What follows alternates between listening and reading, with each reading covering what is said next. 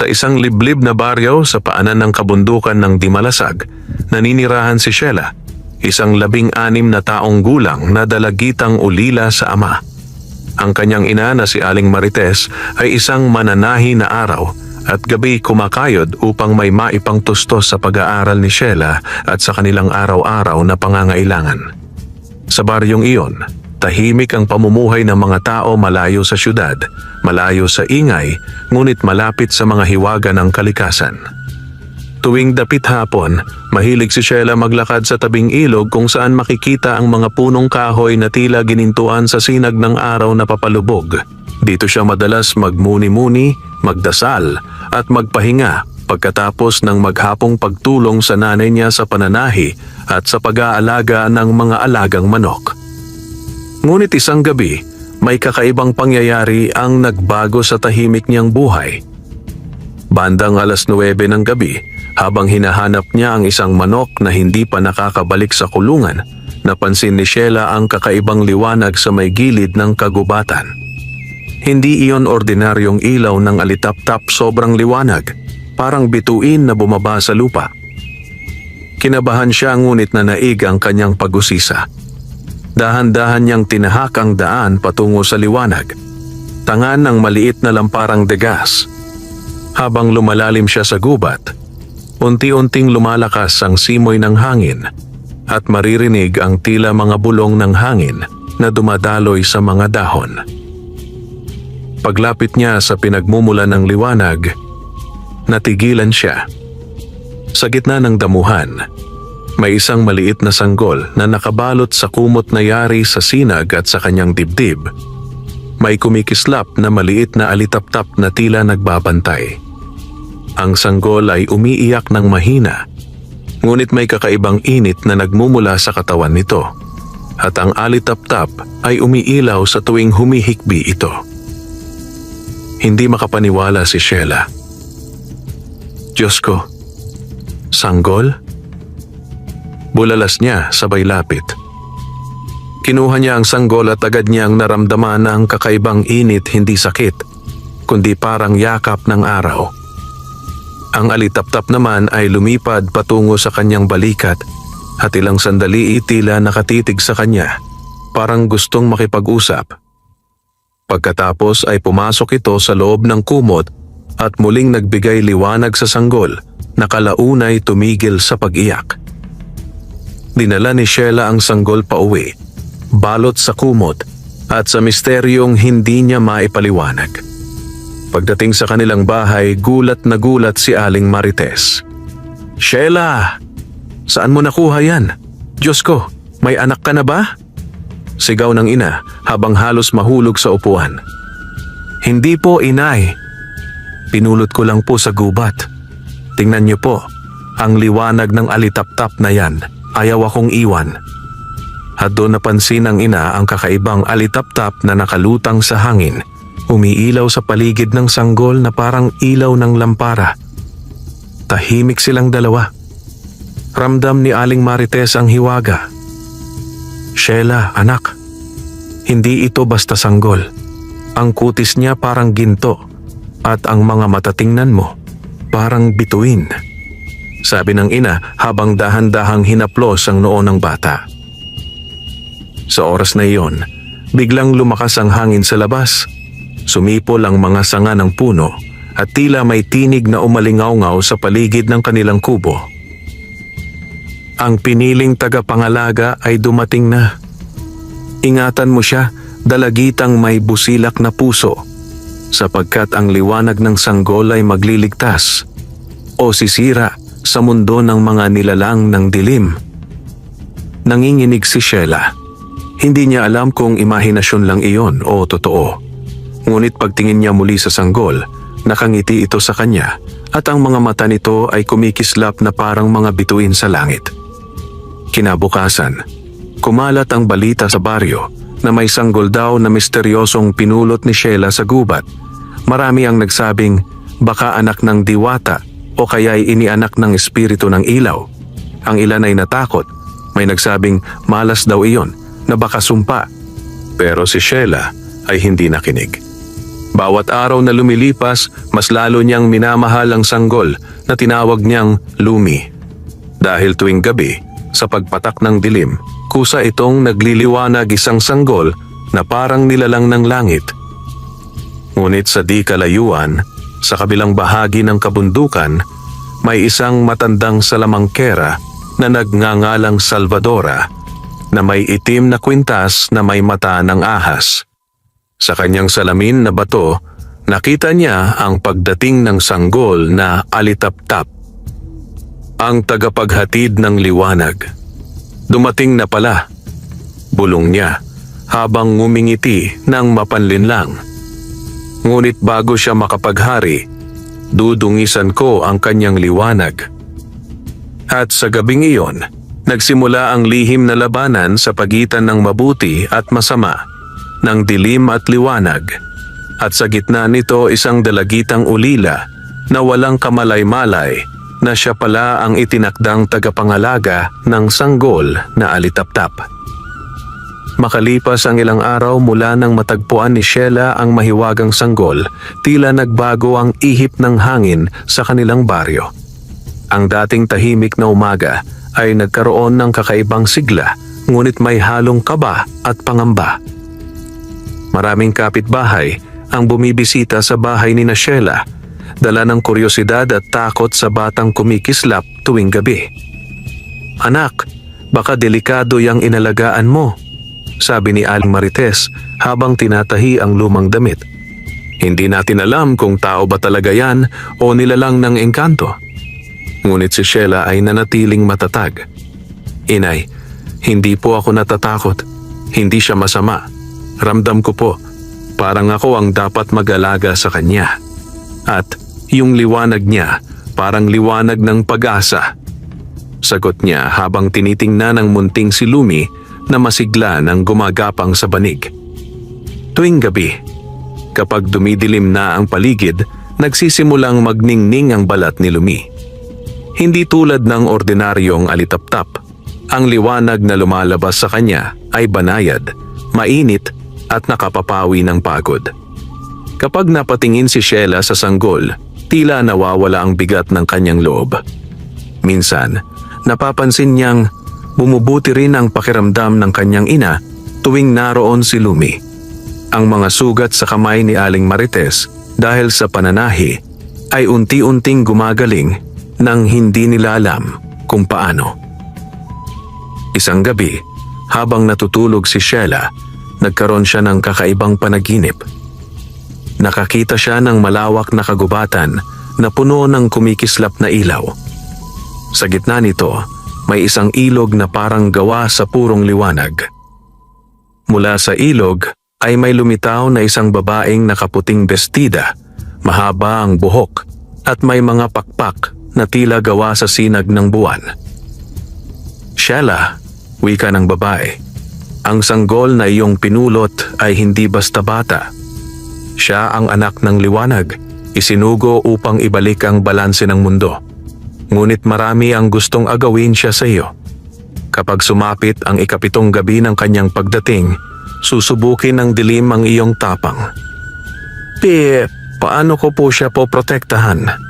tanong ni Sheila, nanginginig ang boses. Ngumiti ang babae.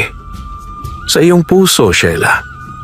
Ang kabutihan at tapang ay mas makapangyarihan kaysa sa anumang salamangka.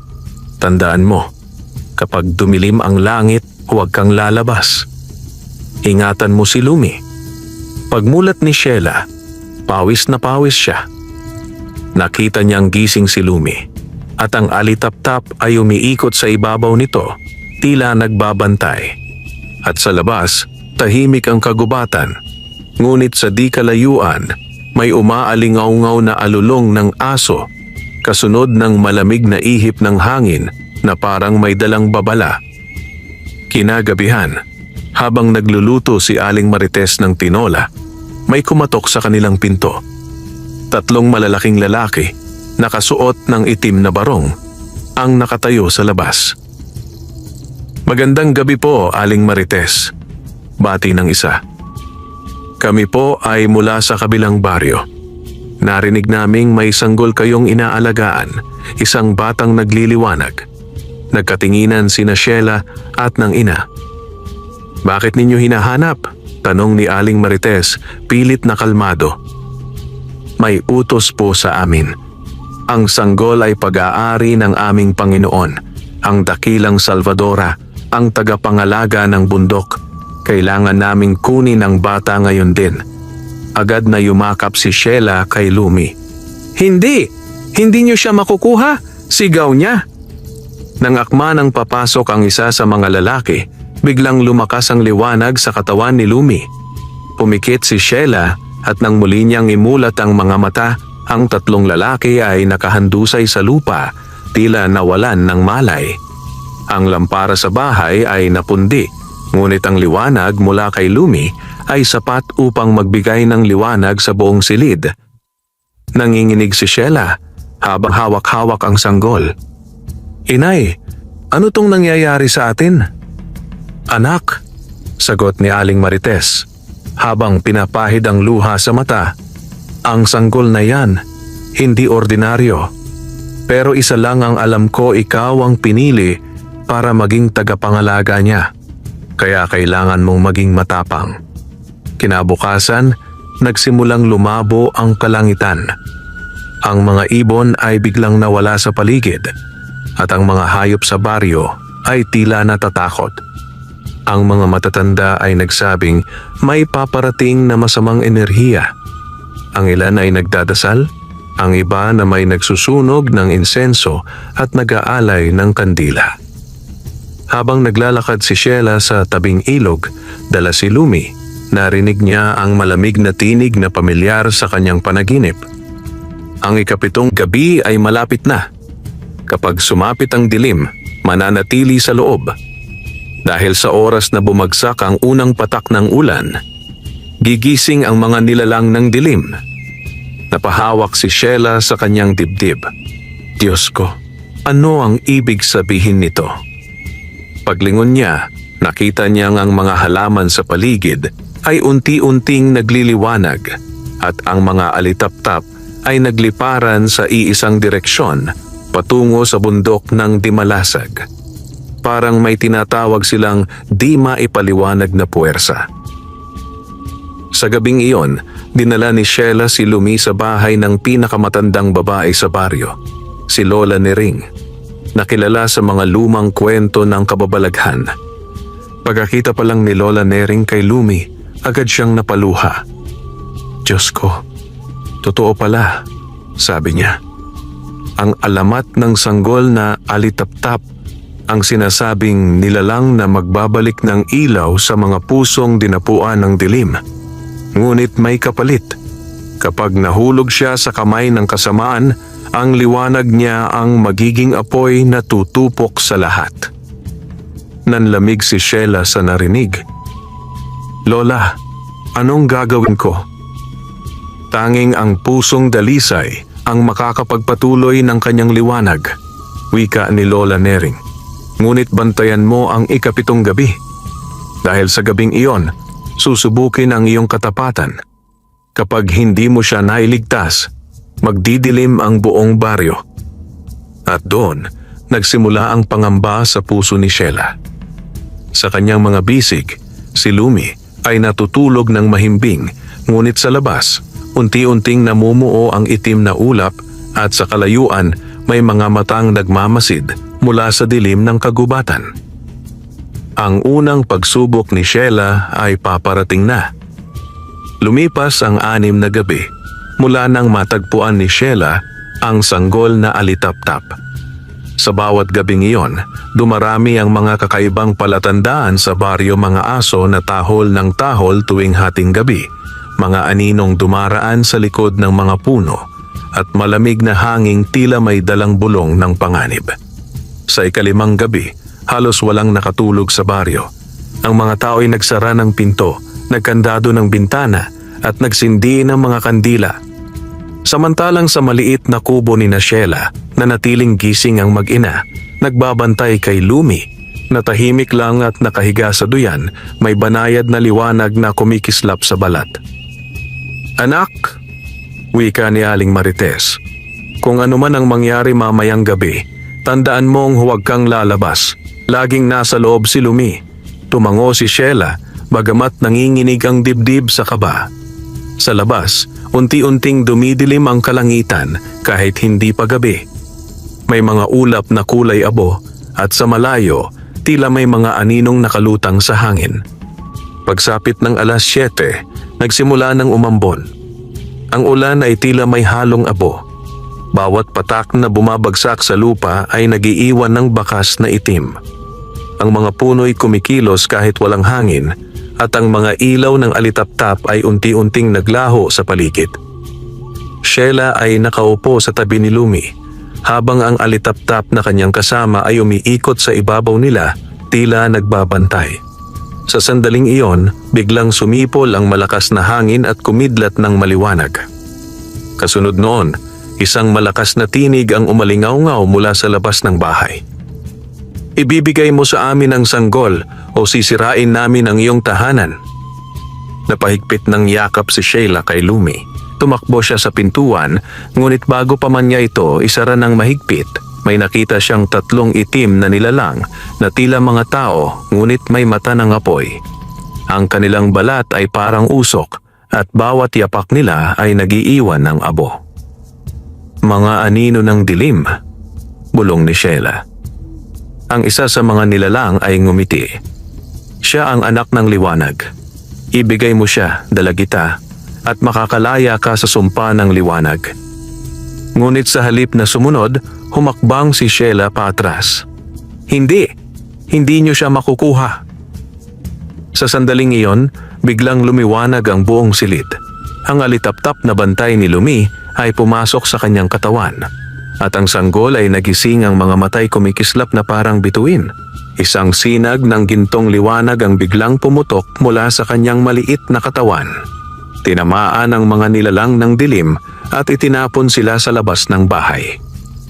Sumigaw ang isa sa mga ito, "Hindi pa tapos to, tagapangalaga. Darating ang aming ginang, si Salvadora." At sila'y naglaho sa gitna ng usok.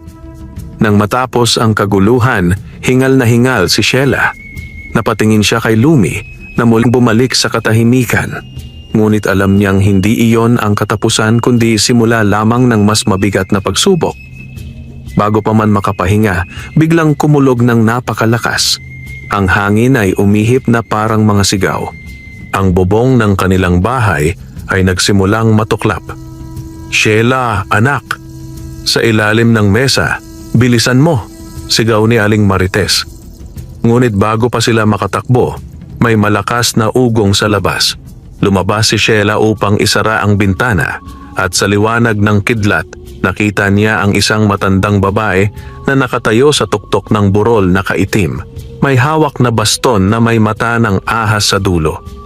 Siya ay si Salvadora, ang salamangkera ng bundok. "Ah, ikaw pala ang dalagitang tagapangalaga." Malalim at malamig na tinig ni Salvadora. "Hindi mo alam kung anong kayamanan ang hawak mo, bata. Ibigay mo siya sa akin at patatawarin kita." "Hindi." Siya ay ipinagkatiwala sa akin ng mga nilalang ng liwanag. Sigaw ni Sheila sa gitna ng hangin.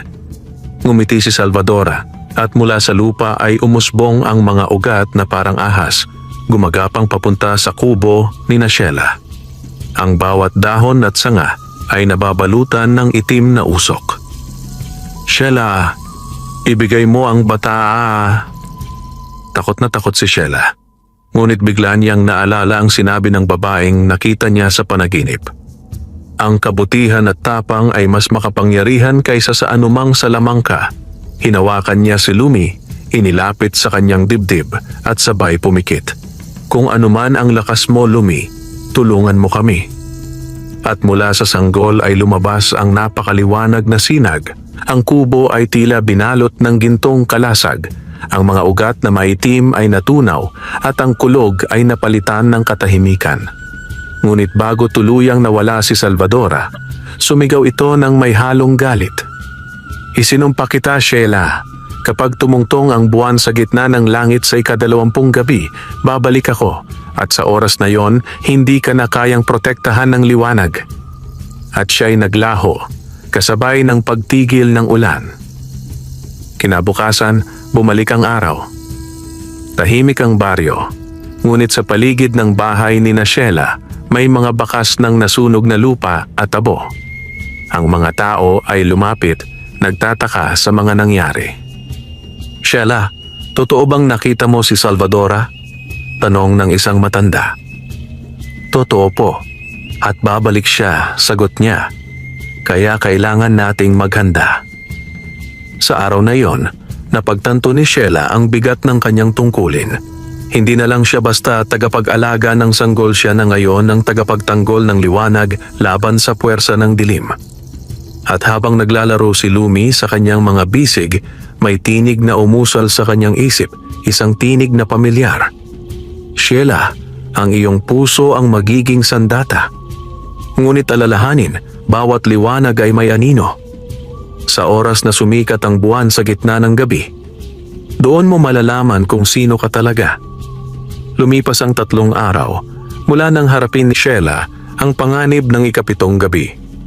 Muling bumalik ang liwanag sa baryo at tila nagbalik din ang sigla ng mga tao. Ngunit sa puso ni Sheila, nananatili ang bigat ng babalang iniwan ni Salvadora na babalik ito sa ika-20 gabi kasabay ng pagbilog ng buwan. Sa mga araw na iyon, pinagmasdan niya si Lumi. Lalong naging masigla ang bata. Kapag siya ay natutulog, ang paligid ay nagiging payapa. Kapag siya ay gising, ang mga bulaklak sa labas ng bahay ay biglang namumukadkad.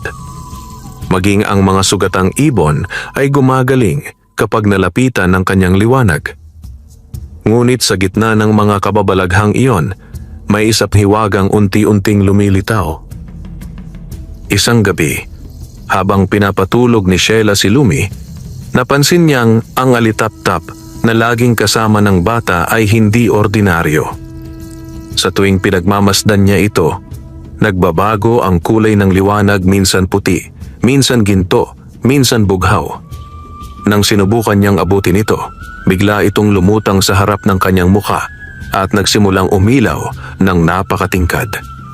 Sa sandaling iyon, nakarinig si Sheila ng isang tinig na tila nagmumula sa hangin. "Ako si Lunara, ang tagapagbantay ng liwanag ng bituin. Ang sanggol na hawak mo, Sheila, ay hindi tao lamang. Siya ay bunga ng biyaya ng kalikasan at ng sinag ng buwan. Isinilang upang ibalik ang dangal ng mga nilalang ng liwanag." Nanlaki ang mga mata ni Sheila. "Bituin? Kalikasan? Ibig mong sabihin, hindi siya galing sa lupa? Siya ay isinilang mula sa sinag ng buwan at ang huling alitap-tap ng kagubatan ng dimalasag," sagot ng tinig. "Ngunit tandaan mo, Sheila, ang bawat liwanag ay may kapalit. Kapag ginamit sa kasamaan, ang sanggol ay magiging apoy na tutupok sa daigdig." Hindi makasagot si Sheila. Napahawak siya sa dibdib ni Lumi na nooy nakangiti at kumikislap ang mga mata. Sa kauna-unahang pagkakataon, naramdaman niyang ang kanyang buhay ay hindi na magiging tulad ng dati. Kinabukasan, dumalaw si Lola Nering. "Sheila," sabi nito habang bitbit ang isang lumang baston. "Sa ilalim ng bundok Dimalasag ay may kuweba. Doon mo matatagpuan ang pinagmulan ng liwanag ng bata. Kung gusto mong malaman ang buong katotohanan, pumunta ka roon." Nag-aalangan man, nagpasya si Sheila na pumunta. Dala niya si Lumi na nakabalot sa kumot ng sinag at ang lamparang gawa ng kanyang ama bago ito pumanaw. Sumama rin si Aling Marites hanggang sa paanan ng bundok, ngunit hindi pinayagan ni Sheila na umakyat pa ito. "Inay, pangako ko, babalik ako. Kailangan kong malaman kung sino talaga si Lumi," sabi niya. At tuluyan na siyang umakyat sa bundok. Sa gitna ng kagubatan, natagpuan ni Sheila ang tinutukoy ni Lola Nering, isang kuweba na ang bungad ay may mga luminescent na bato na kumikislap kahit walang liwanag. Sa loob nito ay malamig at tila may humihingang liwanag na umiikot sa hangin. Nang pumasok siya, biglang lumiwanag ang paligid. Sa gitna ng kuweba ay may malaking kristal na ginto at sa ibabaw nito ay nakaukit ang hugis ng isang alitaptap. Biglang nagsimulang kumislap si Lumi sa kanyang mga bisig at ang alitaptap na si Lunara ay lumitaw muli. "Sheila," sabi ng tinig, "ito ang puso ng liwanag." Dito isinilang si Lumi mula sa huling hininga ng mga alitaptap bago nilamon ng dilim ang kagubatan. Ang liwanag na ito ay banal, ngunit may isang nilalang na gustong agawin ito noon pa man, si Salvadora. Napatigil si Sheila. "Ibig mong sabihin, kaya niya gustong kunin si Lumi?" "Oo," sagot ni Lunara. "Dahil kung makuha ni Salvadora ang liwanag na ito, siya ay magiging reyna ng dilim at mawawala ang liwanag sa lahat ng nilalang." Sa sandaling iyon, biglang umalingaw-ngaw ang isang sigaw mula sa labas ng kuweba, parang hangin na may dalang galit. Nagdilim ang paligid at ang mga bato ay nagsimulang gumalaw. "Sheila, umalis ka na riyan." Tinig iyon ni Aling Marites mula sa ibaba. Ngunit bago pa siya makatakbo palabas, isang anino ang bumalot sa bungad ng kuweba at sa anyong usok, lumitaw ang larawan ni Salvadora, may hawak na baston at nakangising mapanlait. "Akala mo ba makakatakas ka sa akin, bata? Ang liwanag na iyan ay matagal ko nang inaasam." Ngunit bago pa makalapit si Salvadora, biglang sumigaw si Sheila. "Hindi mo siya makukuha. Hanggat ako'y nabubuhay, hindi mo maaangkin ang liwanag ng kabutihan." Sa sandaling iyon, lumabas mula sa lupa ang mga ugat at dahon ng kagubatan, tila nabubuhay. Ang mga puno ng dimalasag ay nagising at sa paligid ay nagliparan ng libu-libong alitaptap, mas maliwanag kaysa dati. Ang kristal sa gitna ng kuweba ay kumislap at bumuka at isang sinag ng liwanag ang lumabas, tumama kay Sheila at kay Lumi. Ang balat ni Sheila ay nagningning at sa kanyang mga mata ay sumalamin ang kulay ng liwanag.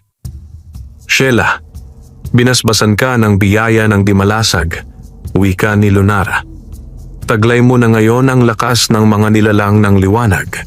Sa oras ng panganib, magagamit mo ito upang protektahan si Lumi." Tumili si Salvadora sa galit at nagsimulang umatras habang tinutulak siya ng liwanag palabas ng kuweba. "Hindi mo ako matatalo, bata.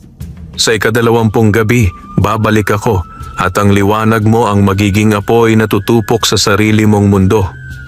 At siya'y naglaho sa hangin, iniwan sina Sheila at Lumi sa gitna ng kumikislap na kuweba.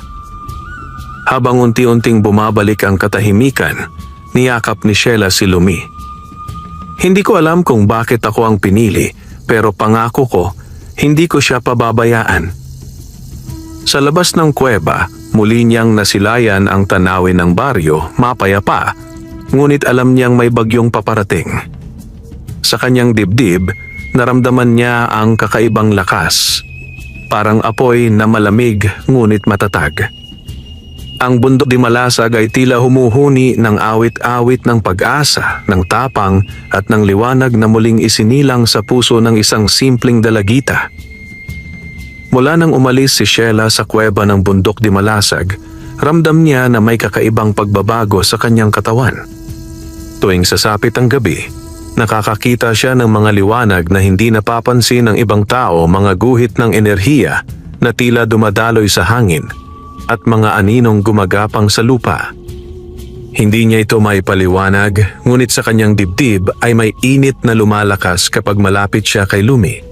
Ang sanggol naman ay lalong kumikislap at minsan ay maririnig ni Sheila ang mahihinang bulong tuwing hating gabi na parang tinig ng mga bituin.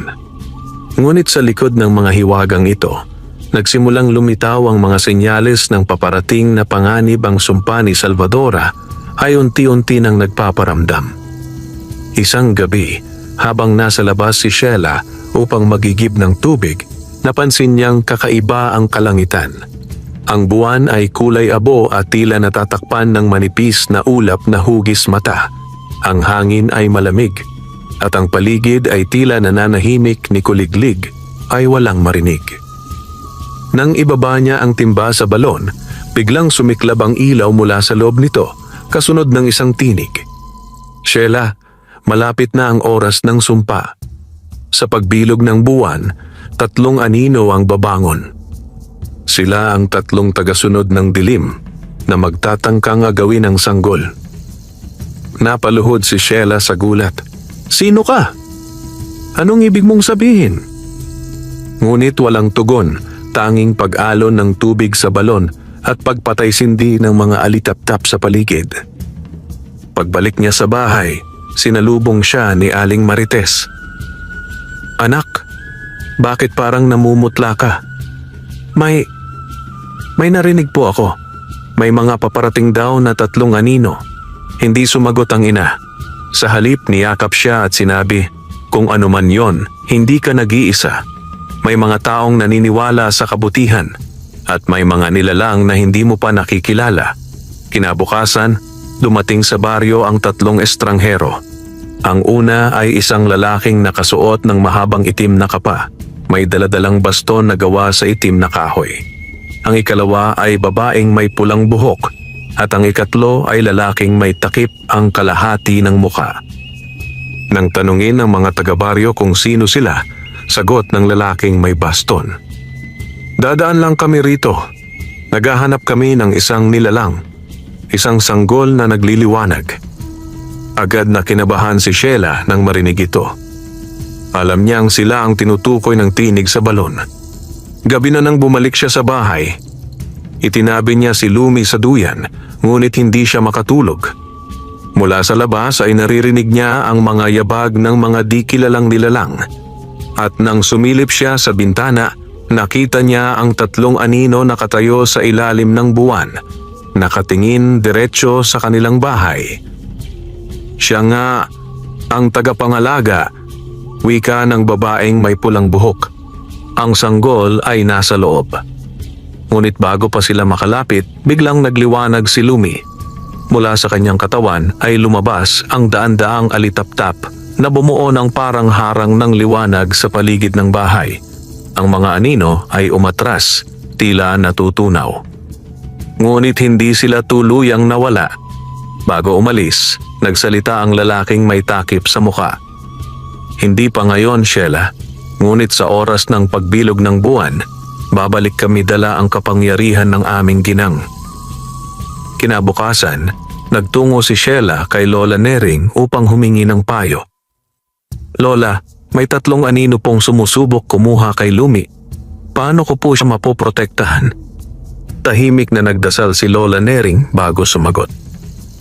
Ang tanging makakatalo sa dilim ay ang lakas ng kalikasan.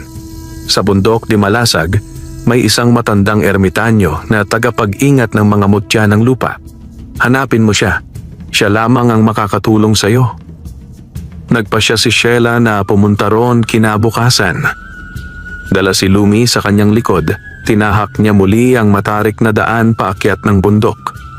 Sa bawat hakbang, naririnig niya ang mga bulong ng hangin at mga tinig na tila naggagabay. Pagdating sa tuktok, nakita niya ang isang matandang lalaki na may puting balbas, nakasuot ng balabal na kulay lumot. Ikaw ba si Mang Orfeo? Tanong ni Sheila. Tumango ito. Ikaw ang tagapangalaga ng liwanag ng alitap-tap. Matagal na kitang hinihintay. Dinala ni Mang Orfeo si Sheila sa ilalim ng isang punong may gintong dahon. Sa paanan nito ay may bato na hugis puso at sa loob ay may kumikislap na sinag. Ito ang mutya ng lupa, paliwanag ni Orfeo.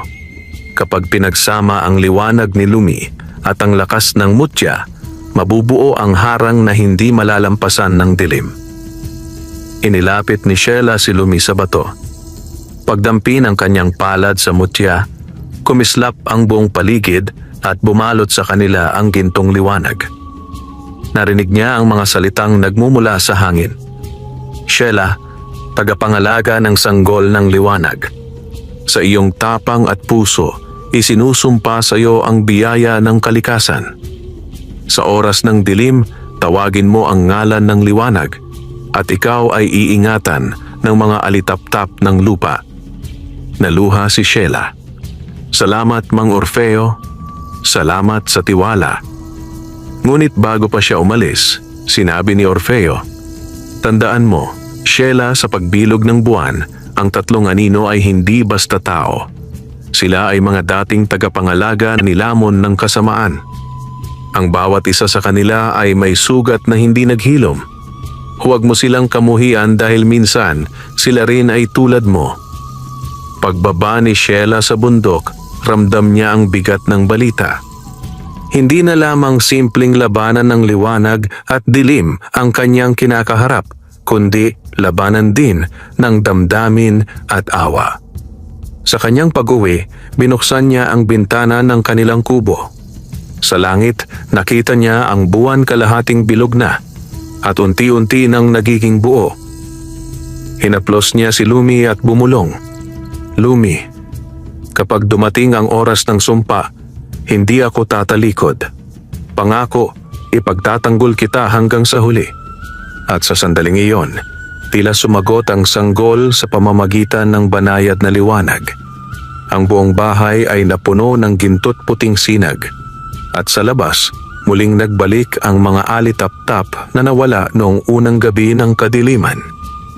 Sa di kalayuan, sa tuktok ng bundok, si Salvadora ay nakamasid, nakangisi habang hinahaplos ang kanyang baston. Maghanda ka, Sheila. Sa pagbilog ng buwan, magwawakas ang iyong liwanag. Lumipas ang ilang araw matapos makuha ni Sheila ang mutya ng lupa mula kay Mang Orfeo.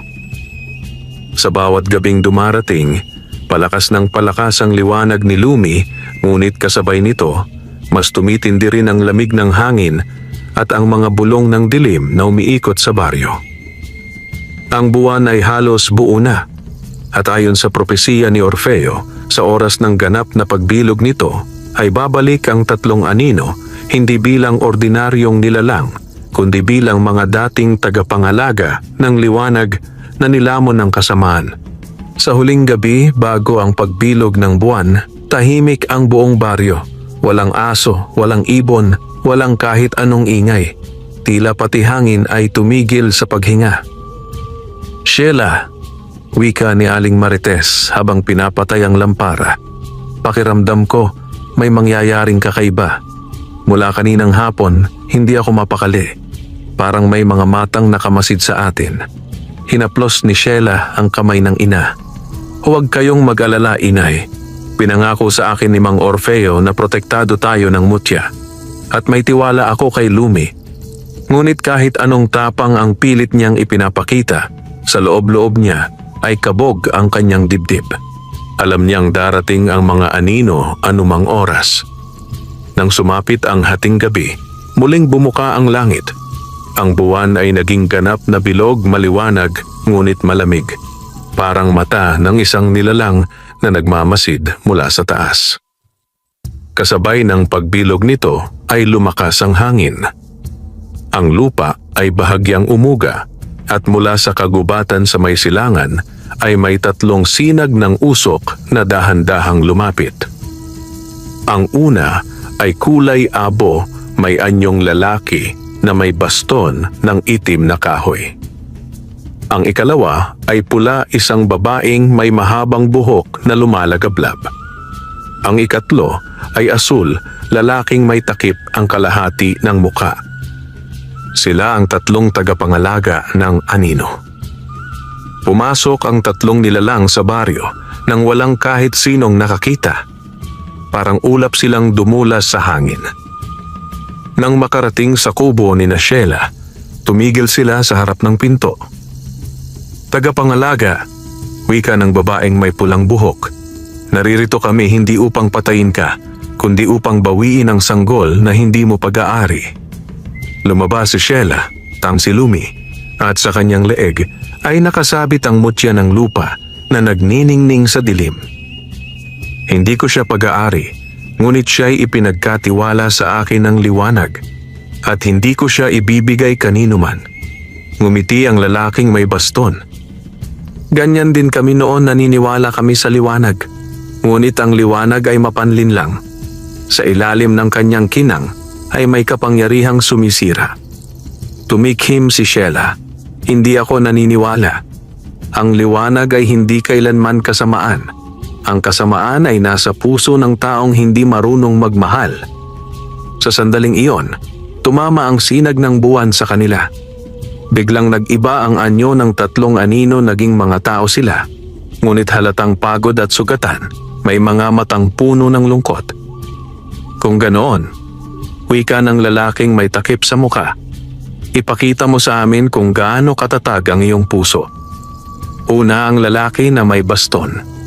Hinangat niya ang kanyang kamay at mula sa lupa ay sumibol ang mga aninong hugis ahas, gumagapang patungo kay Sheila. Tinawag ni Sheila ang liwanag ni Lumi at mula sa kanyang mga palad ay lumabas ang gintong sinag. Ang mga ahas ng anino ay natunaw bago pa man makalapit. Ang mutya ng lupa, bulong ng lalaki. Matagal ko na iyong hinahanap, ngunit hindi ko na ito makakamtan. Sunod na lumapit ang babaeng may pulang buhok. Ang kanyang buhok ay naging apoy at tinangka niyang balutin si Sheila ng apoy ng galit. Ngunit sa halip na umatras, hinawakan ni Sheila ang kanyang mga kamay at marahang bumulong, "Hindi kita kaaway." Biglang huminto ang apoy. Ang babae ay napahinto at ang mga mata nito ay lumambot. May init, ngunit hindi nasusunog. Ang liwanag mo ay may awa. Huli ang lalaking may takip sa muka.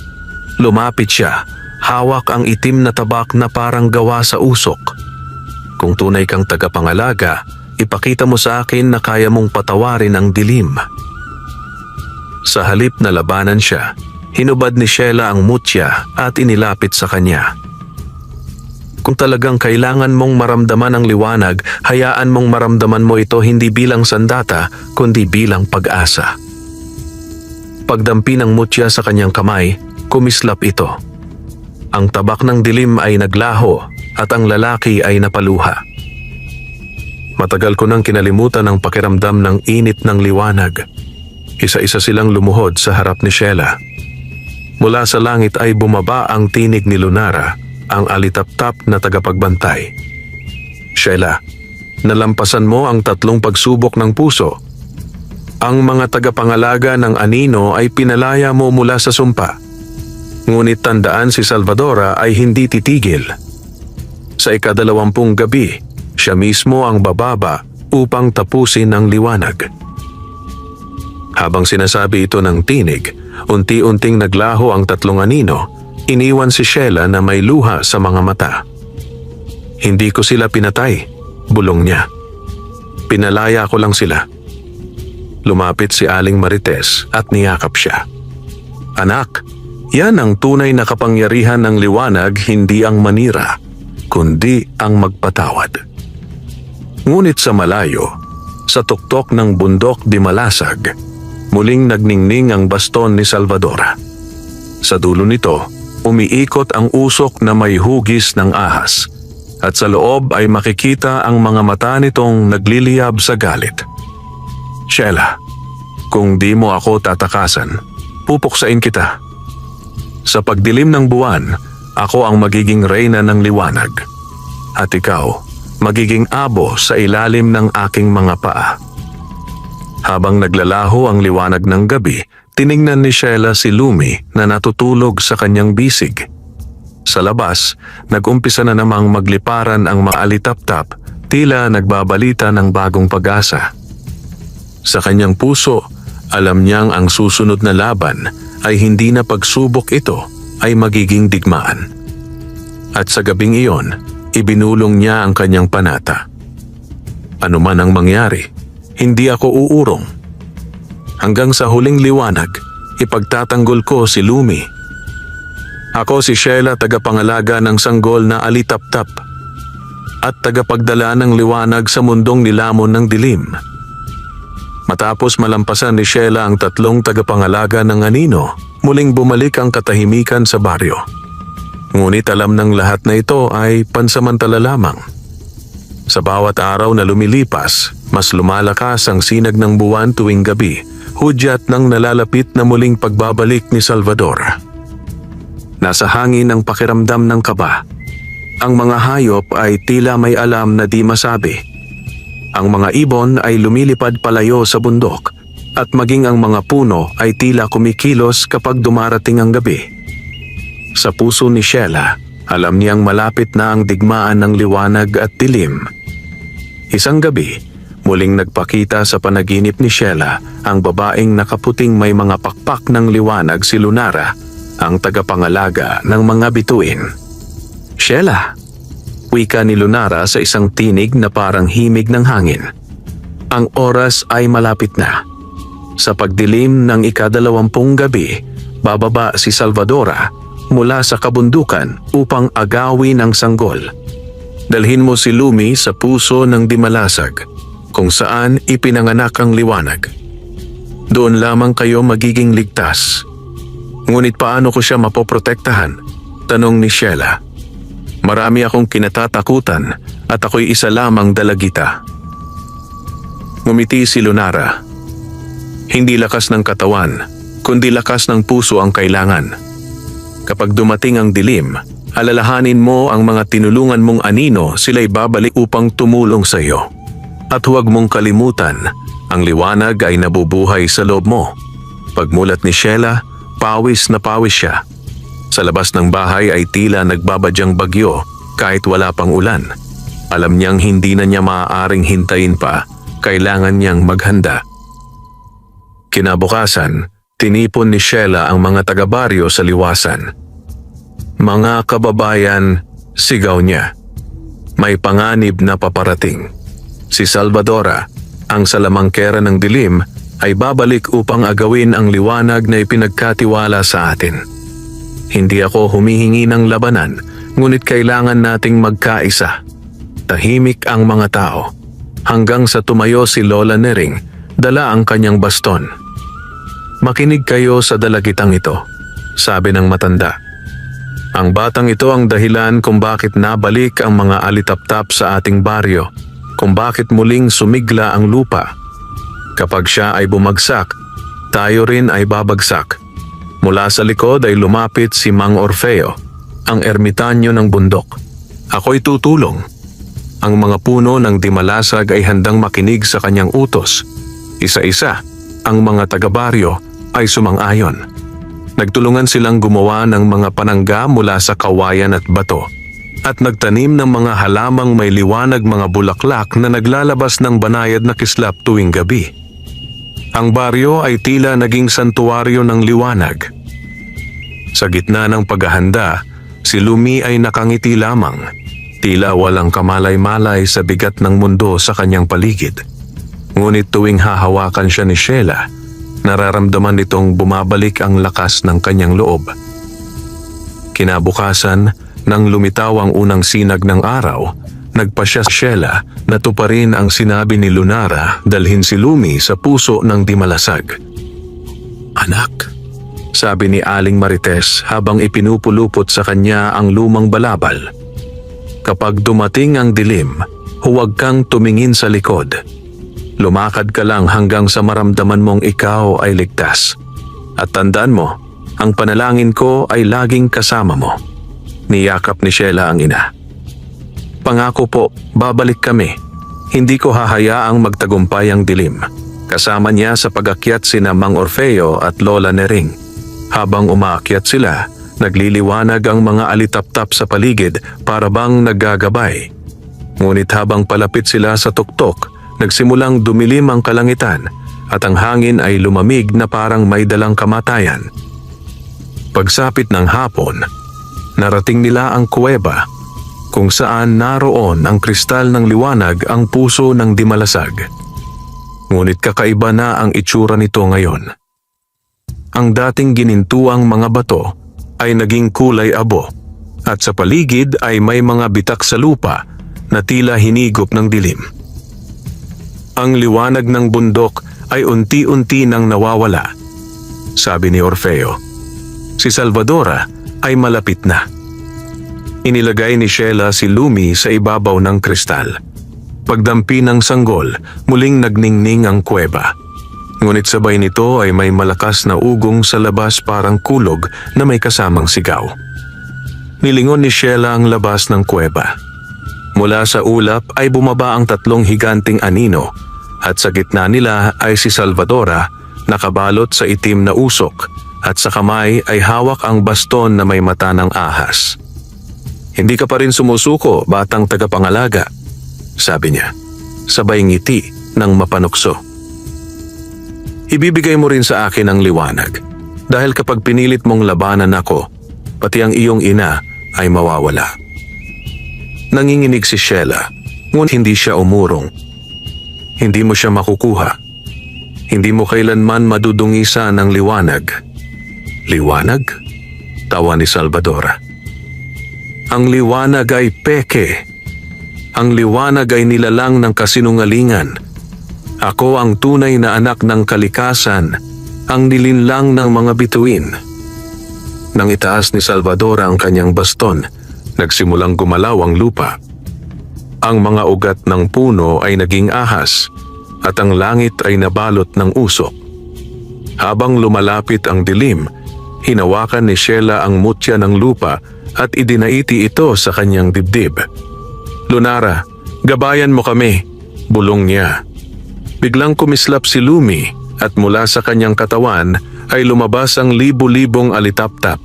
Sa bawat paglipad nila, nagiging bituin ang paligid. Muling lumiwanag ang buong bundok. Sumigaw si Salvadora sa sakit. Hindi maaari. Hindi pa tapos ito." Ngunit ang liwanag ay lalong lumakas hanggang sa ang bawat anino ay napawi. Sa gitna ng sigawan ng hangin, narinig ni Sheila ang tinig ni Lunara. Ang tunay na lakas ng liwanag ay hindi upang puksain, kundi upang pagalingin ang pusong nabalot ng dilim. Nang humina ang liwanag, nakita ni Sheila si Salvadora hindi na isang halimaw, kundi isang matandang babae na umiiyak. "Bakit mo ako pinatawad?" tanong ni Salvadora, nanginig ang tinig. "Dahil ang liwanag ay hindi marunong magalit," sagot ni Sheila. "Ang liwanag ay umiibig." Tumulo ang luha sa mga mata ng salamangkera at unti-unti siyang naglaho. Iniwan ng banayad na usok na naging alitaptap. Pagkatapos ng laban, tumigil ang hangin. Ang buwan ay bumalik sa normal nitong liwanag at ang mga bitak sa lupa ay nagsimulang magsara. Si Lumi ay natutulog ng mahimbing sa ibabaw ng kristal, nakangiti. At sa paligid nila ay sumasayaw ang libu-libong alitaptap, tanda ng pagbabalik ng kapayapaan. Ngunit sa kabila ng tagumpay, alam ni Sheila na hindi pa tapos ang lahat. Sa malayong bahagi ng bundok, may naramdaman siyang kakaibang enerhiya, parang may bagong nilalang na nabubuhay. "Ang liwanag ay muling isinilang," sabi ni Orfeo. Ngunit bawat pagsilang ng liwanag ay may kapalit na anino. "Maganda ka, Sheila. Ang huling kabanata ng iyong misyon ay paparating." Makalipas ang ilang araw matapos mapuksa ni Sheila si Salvadora, muling bumalik ang katahimikan sa baryo. Ang mga alitaptap ay mas maliwanag kaysa dati, at ang bundok di Malasag ay muling namulaklak ng mga halamang ginintuang liwanag. Ang mga tao ay nagbunyi. Ang mga matatanda ay nagsabing tapos na raw ang sumpa ng dilim, at si Lumi ay itinuturing ng biyaya ng kalikasan. Maging si Aling Marites ay muling nakangiti, at sa bawat gabi ay maririnig sa baryo ang awitin ni Sheila habang pinapatulog ang sanggol. Ngunit sa kalaliman ng kagubatan, may bagong panganib na unti-unting nagigising. Sa pinakaliblib na bahagi ng bundok di Malasag, kung saan bumagsak ang baston ni Salvadora matapos itong matalo, may natirang bakas ng itim na usok. Doon, sa pagitan ng mga bato, may nagliliyab na maliit na pulang mata.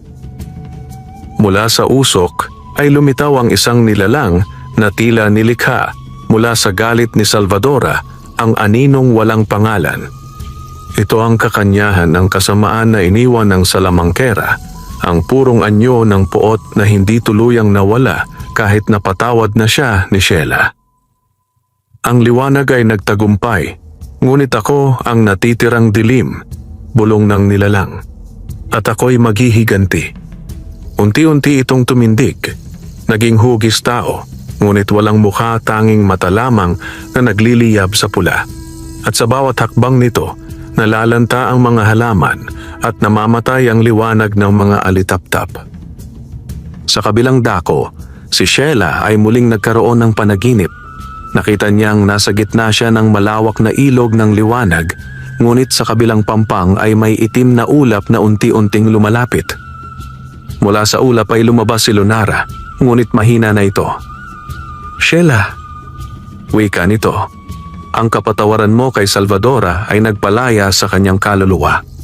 Ngunit ang kanyang galit ay nabuhay bilang bagong anyo. Isang nilalang na walang puso, walang awa." "Anong ibig mong sabihin?" tanong ni Sheila. "Isang bagong dilim ang isinilang, anak ng puot, at tanging ikaw at ang sanggol na alitaptap ang makakapatigil sa kanya. Ngunit sa pagkakataong ito, hindi sapat ang awa, kailangan mong pumili." "Pumili? Ng ano?" Ngunit bago pa man siya makasagot, naglaho si Lunara sa hangin at ang tubig ng ilog ay naging itim.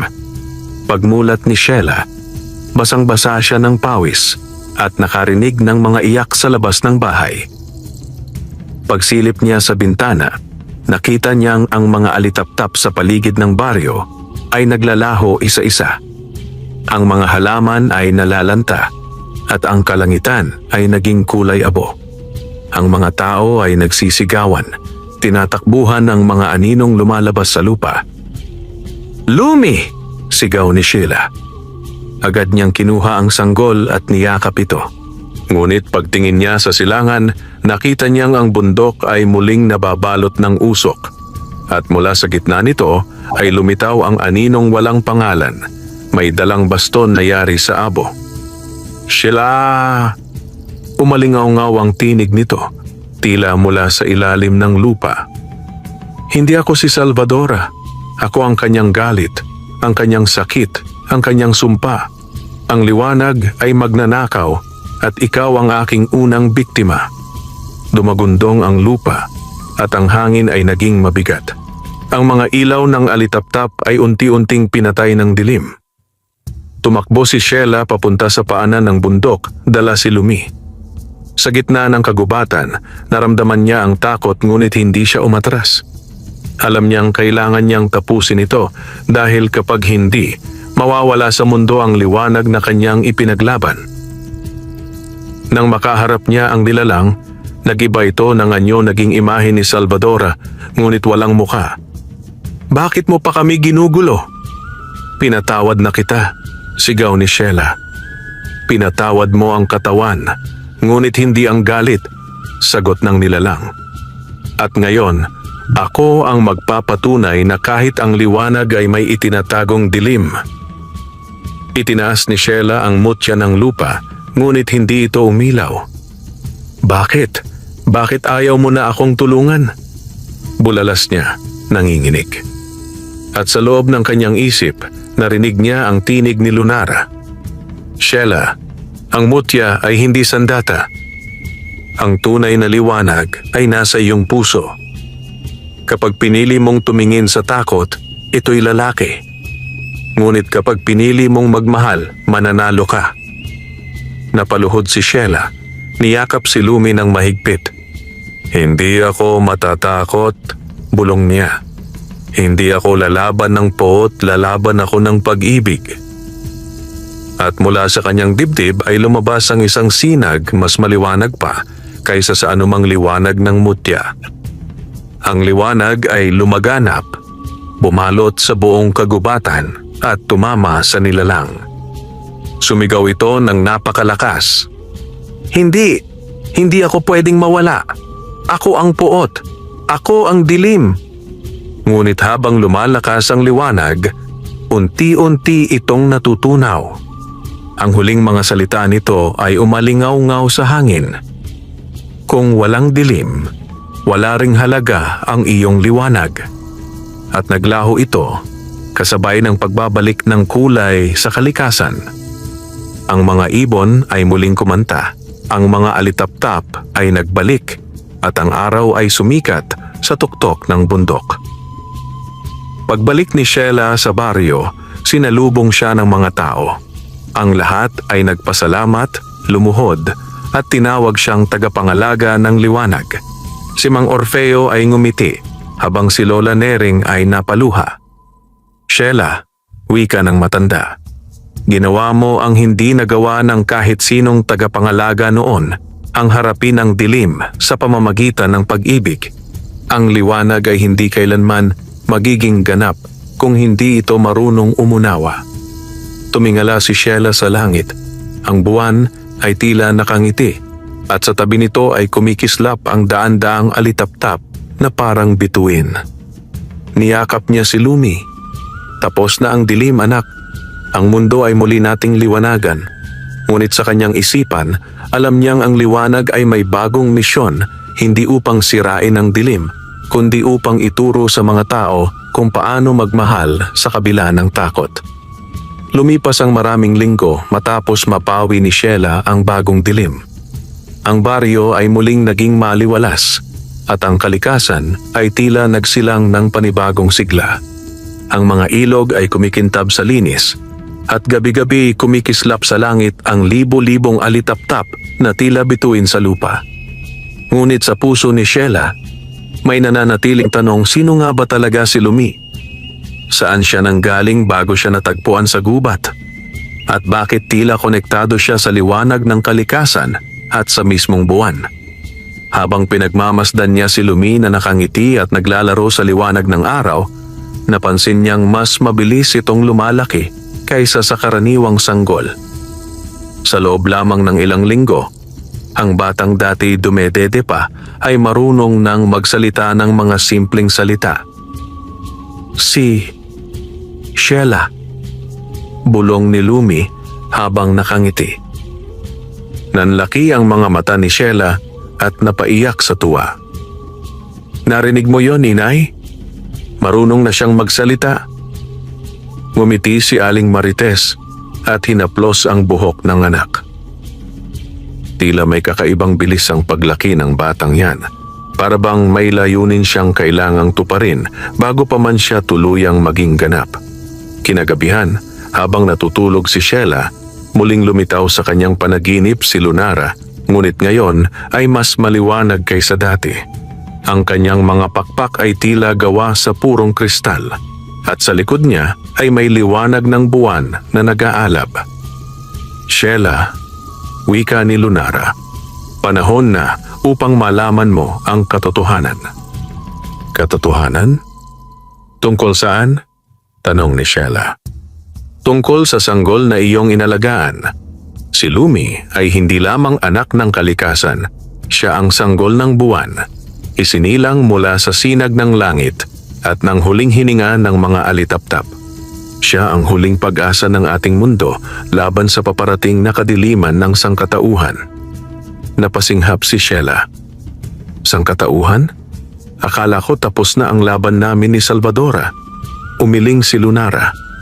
Ang mga nilalang ng dilim ay maaaring mapuksa, ngunit ang kasamaan ng puso ng tao ay patuloy na nabubuhay. Sa pagdaan ng mga taon, muling lalaganap ang kasakiman at puot. At tanging ang liwanag ng buwan si Lumi ang makapaghihilom nito. Ngunit kailangan niya ng gabay. At ikaw, Sheila, ang itinakda upang maging kanyang ina at tagapagturo. Ngunit, isang ordinaryong dalagita lang ako. Paano ko magagampanan yan? Ngumiti si Lunara. Hindi mo kailangang maging Diyosa, Sheila. Ang pusong marunong magmahal ay sapat ng maging sulo ng pag-asa. Tandaan mo, hindi mo siya natagpuan ng aksidente, ikaw ang pinili ng liwanag. Pagkagising ni Sheila, ramdam niya ang init ng luha sa kanyang pisngi. Sa tabi niya ay si Lumi, tulog at mahimbing, ngunit sa kanyang noo ay may manipis na marka na hugis buwan. Mula ng gabing iyon, nagsimulang marinig ni Sheila ang kakaibang musika tuwing gabi, mahihinang himig na tila galing sa mga bituin. Sa tuwing lumalabas siya sa labas ng bahay upang tignan ang langit, makikita niya ang mga bituin na kumikislap sa forma ng isang alitaptap. Nang tanungin niya si Mang Orfeo tungkol dito, ngumiti lamang ang matanda. Sheila, yan ang senyales na si Lumi ay nagsisimula ng gisingin ang kanyang kapangyarihan. Ang mga bituin ay umaawit kapag ang liwanag ng buwan ay nagigising sa loob ng bata. Ngunit kasabay ng kagandahan ay ang babala. Ayon kay Orfeo, bawat paggising ng kapangyarihan ni Lumi ay maaaring magdulot ng kaguluhan kung hindi ito makontrol. Kaya't araw-araw, tinuruan ni Sheila si Lumi ng kababaang loob, pagmamahal at pagkalinga sa lahat ng nilalang. Minsan, habang sila'y naglalaro sa tabing ilog, napansin ni Sheila na ang mga isda ay lumalapit kay Lumi at ang tubig ay nagiging malinaw na parang salamin. "Anggan, Sheila!" sigaw ni Lumi. "Nakikinig sila sa akin."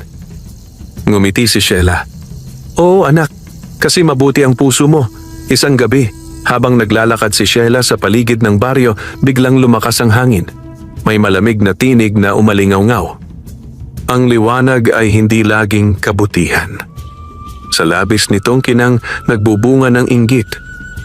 "Ingatan mo, Sheila, sapagkat may mga matang naninibugho sa sanggol na iyong pinapangalagaan." Napalingon si Sheila sa paligid, ngunit wala siyang nakita.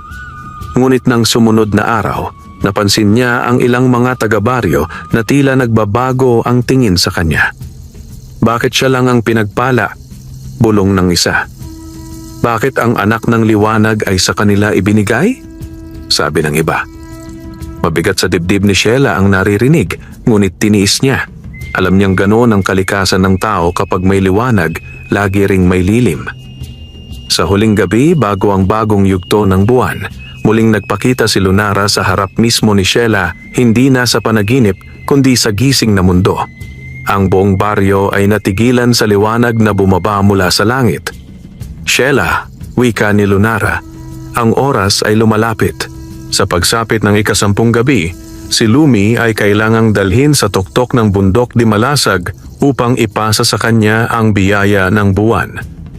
Ngunit mag-ingat, maraming puso ang susubok humadlang." "Bakit kailangan pa naming umakyat?" tanong ni Sheila. "Hindi ba't ligtas na kami rito?" "Hindi," sagot ni Lunara. "Ang liwanag ni Lumi ay kailangang ipunin bago siya maging ganap. Kung hindi, unti-unting maglalaho ang balanse ng mundo at babalik muli ang anino. Ang iyong katapangan ang magiging tulay para maisilang ang bagong umaga." Pagkatapos ng mga salitang iyon, naglaho si Lunara. Iniwan sina Sheila at Lumi na nakatingin sa buwan. At sa malayo, sa lilim ng kagubatan, isang pares ng matang berde ang lihim na nagmamasid isang tao, hindi nilalang, na may pusong puno ng inggit. Mabilis lumipas ang mga araw. Sa bawat pagbukas ng umaga, nararamdaman ni Sheila na papalapit na ang itinakdang gabi ng biyaya ng buwan, ang gabi kung kailan si Lumi ay tuluyang magiging ganap na nilalang ng liwanag. Ngunit habang papalapit ang araw na iyon, mas lalong nagiging mabigat ang paligid. Ang mga tao sa baryo ay nagsisimulang magduda kay Sheila. "Bakit laging siya?" tanong ng ilan. "Bakit parang sinasamba na nila ang bata?" sabi pa ng iba. Nararamdaman ni Sheila ang lamig ng panghuhusga. Ang ilan sa kanyang mga dating kaibigan ay umiwas sa kanya at maging ang mga bata ay takot na lumapit kay Lumi. Ngunit sa kabila ng lahat, nanatili siyang kalmado. Alam niyang ito ay isa pang pagsubok ng puso at hindi niya hahayaang sirain ng takot ang kanyang pananampalataya. Sa pagsapit ng 10 gabi, bago pa man lumubog ang araw, nagsimula na silang maglakbay patungong tuktok ng bundok di Malasag, kung saan ipinanganak ang liwanag. Kasama niya si Mang Orfeo, si Lola Nering, at si Aling Marites. Si Lumi ay nakabalot sa kumot na may sinag. Tahimik na nakatingin sa langit, tila alam ang kanilang patutunguhan. Habang paakyat sila, nagsimula ang ulan, hindi ordinaryong ulan, kundi ulan ng mga gintong patak. Sa bawat pagbagsak ng patak, ang lupa ay kumikintab at naglalabas ng mga bulaklak ng liwanag. "Sheila," sabi ni Mang Orfeo habang nakatingala, "ito na ang hudyat. Nagsisimula ng magising ang biyaya ng buwan." Pagdating nila sa tuktok, bumungad ang puso ng Dimalasag ang malaking kristal na minsang naging duyan ni Lumi. Ngunit ngayon, ito ay bahagyang bitak-bitak, tila naghihintay na muling mapunan ng liwanag. Habang nilalagay ni Sheila si Lumi sa ibabaw ng kristal, biglang may kaluskos mula sa kagubatan. Mula sa mga anino ay lumabas si Elara, ang isang babae mula sa baryo matanda, ngunit may mga matang berde na kumikislap ng kasakiman. "Sheila," sabi ni Elara, "ang liwanag na yan ay dapat sa atin. Sa atin mga tao ng baryo. Ilang taon na tayong naghihirap samantalang ikaw lang ang pinagpala." "Hindi mo naiintindihan," sagot ni Sheila, nanginginig. "Ang liwanag na ito ay hindi pag-aari ng sino man. Ito ay para sa lahat." "Hindi!" sigaw ni Elara. "Kung hindi mo ibibigay, kukunin ko." Bago pa man makagalaw si Sheila, hinugot ni Elara ang isang lumang talisman, itinuro sa kristal, at isang bugso ng itim na enerhiya ang lumabas. Tumama ito sa puso ng Dimalasag at ang buong bundok ay yumanig. Si Lumi ay biglang umiyak, isang iyak na umalingaw-ngaw sa buong kalangitan. Mula sa lupa ay sumulpot ang mga aninong dating akalay na wala, mga nilalang ng galit, inggit at takot, mga multo ng kasamaan ng tao. Lahat ay unti-unting bumabalot sa bundok. "Sheila," bulong ng mga tinig, "ang liwanag ay kasalanan, ang kabutihan ay pagkukunwari." Niyakap ni Sheila si Lumi. "Hindi totoo yan. Ang kabutihan ay totoo. Ang liwanag ay buhay." Ngunit sa loob ng kanyang puso, naramdaman niya ang panghihina. Ang mga anino ay pumasok sa kanyang isipan, mga alaala ng sakit, ng pagdududa, ng mga salitang ibinato sa kanya ng baryo. Sandaling lumabo ang kanyang paningin. "Bakit ako? Bakit ako ang pinili?" bulong niya habang patuloy sa pag-iyak si Lumi.